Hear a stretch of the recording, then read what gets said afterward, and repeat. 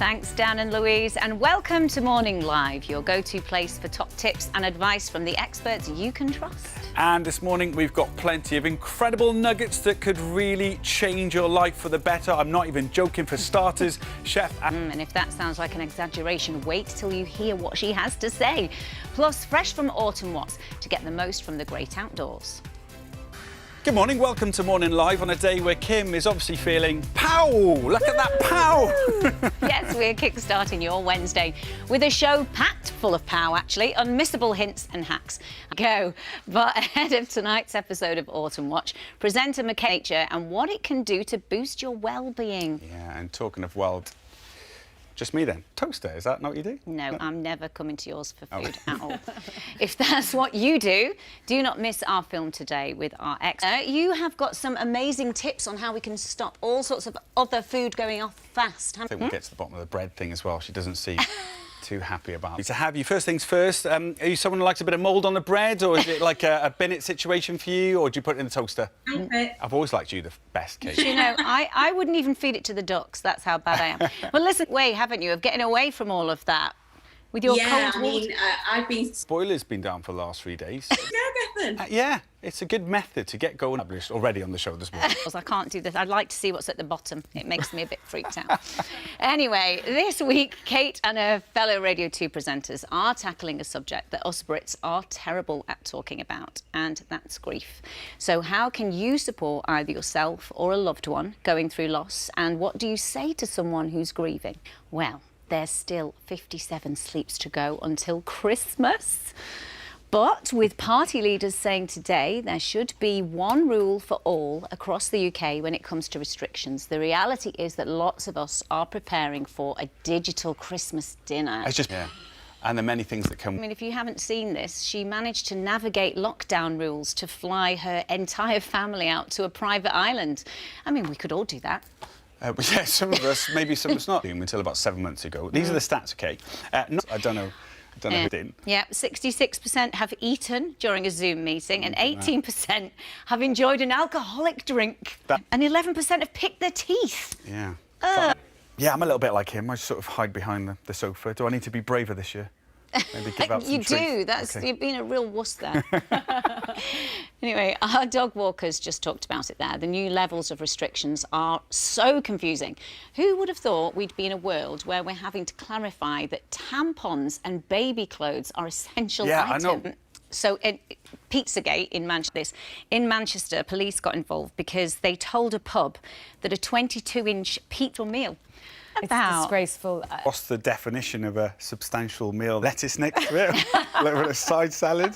Yeah, it's like I'm thinking, if you have a burger, is that okay as a snack? But then if you have chips, is that then? Pizzagate, by the way, Greater Manchester Police told us this morning, after further consideration, we are now satisfied that until further guidance is given, we believe this service is compliant with the rules. So they kind of backtrack with so confused about all the issues. Well, listen, in just a moment, we'll be finding out how the your fridge could save your life. And I have been doing it all wrong. Spoiler alert, I'd say. I just can't argue with that. I know it's going to be a disaster for me. But first, in a week where footballer Marcus Rashford has put child hunger at the heart of our conversations, it seems mad that we're becoming such a nation of wasters. With tons of household food being chucked every year, Anna, bread is the one food you should never feel bad about binning. To stack your fridges correctly. Yeah. You ready? Yeah. Steady? A minute. Put. Okay. I think you're a bit lazy making us do it for you. All right, we have to do this from a social distance. Like this fish first, dangerous food first. Oh, look at you already complimenting Kym. I'm just going all... Know what she's doing. Just, you know, reserve your... Drawer. Who's taking... I need a cheese drawer. Put the eggs there. My goodness, I haven't even finished. I was worried you weren't going to... Stop cheating by throwing everything in at once. Anna, that was hard to do. Things in the fridge. You just took everything and shoved it. Wouldn't go in my fridge. Yeah, and potatoes don't go in the fridge. Eggs don't have to go in the fridge. So I always think eggs have to go in the fridge. Why don't potatoes? You'll extend the life, that's true. But they cook better at room temperature. And they have, I guess it's a personal choice if you want to. But potatoes, the starches in a potato will change. Don't get me started on potatoes. What about things like condiments, though? Because on the back of bottles like sauces, like they'll say to put them in the fridge. Yeah, for a product in your fridge but if you did put jam in the fridge. Yeah. That was an education, which Anna... Yeah, it was indeed. Thank you. We'll be chatting to you later in the show. Hungry. It's not even a real thing. It's just people that use it as an excuse for being grumpy. Let me tell you, but before that, something most of us have personal experience of dealing with. But for some reason, it's still a topic we find so hard to talk about. For Reverend Kate Botley, however, it's part and parcel of her job. Yes. I know you've been, well, it's a campaign really called Grief Conversations. What are you trying to set out to the Reverend? A lot of people come to you as trusted advice, but how... About it. I was talking to someone recently who said, if I die, and I thought... I mean, I've got personal experience as well. It's when I lost my son, Archie, 11 years ago now. And I lost him very late on in my pregnancy.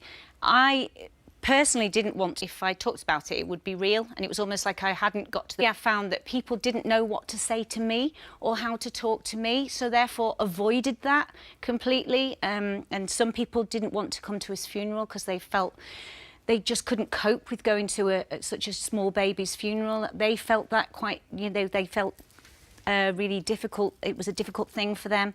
And also the other thing I found was my friend Alison King, really good friend, she gave birth to her daughter on the very same day that I lost my son, literally hours apart.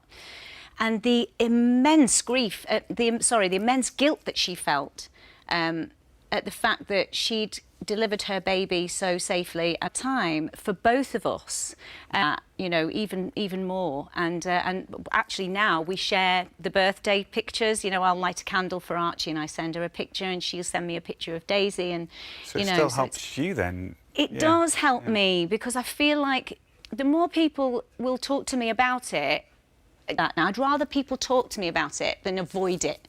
I think that's the thing. But people have to work up to that, I think, don't they? Or they avoid the topic, and that's just as bad. I think we have to start with the person whose loved one has died. Say nothing. It's okay to send that text that says... Earlier that you're not someone who likes that conversation. Just to other people, but also to ourselves. Kate, we've had a lot of lives in with his mother. Sorry to hear that. For do any of this, what's your advice to Philip? That's been one of the strange...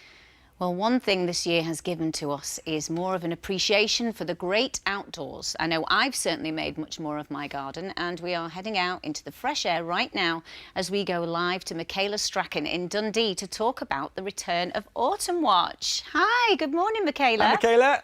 With so many people that are stuck at home right now, this show is a real tonic, isn't it? Well, I don't know about you, but I got really into nature shows in particular over this year. Something you're calling mindful moments. Release dopamine, it brings down your stress levels. So, you know, I recommend anybody with, obviously, if they can. Yeah, absolutely. And I think what's great is we're seeing that in schools now as well. They're introducing kids much more to the outdoors. Yeah. Michaela, listen, what are you and the team hoping to get a glimpse of then for tonight's show? Our live cameras out. And yesterday on the show, we had a lot of badges at where Chris is. Chrissy, if they come onto the live cameras during the show, we will show them. And that's... Yeah.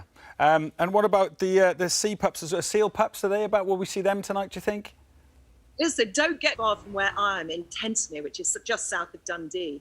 And we've got... You've got cameras everywhere, and we're very jealous that... highly and cheerful. So it must prove... And don't forget, you can see more of Michaela and the Autumn Watch team tonight at 8 p.m. on BBC Two. And maybe see the pup. That'd be so cool if we see that tonight, wouldn't it? Now, on the show this morning, we've got through so many things and loads... I've got Sheila on email. She says, this is a question for you, Anna. She says, I live alone and make meals in advance to freeze. Why does a packet of pasta say, do not reheat? Rice is the same. So, yeah, pasta, you can reheat pasta. Yeah. OK.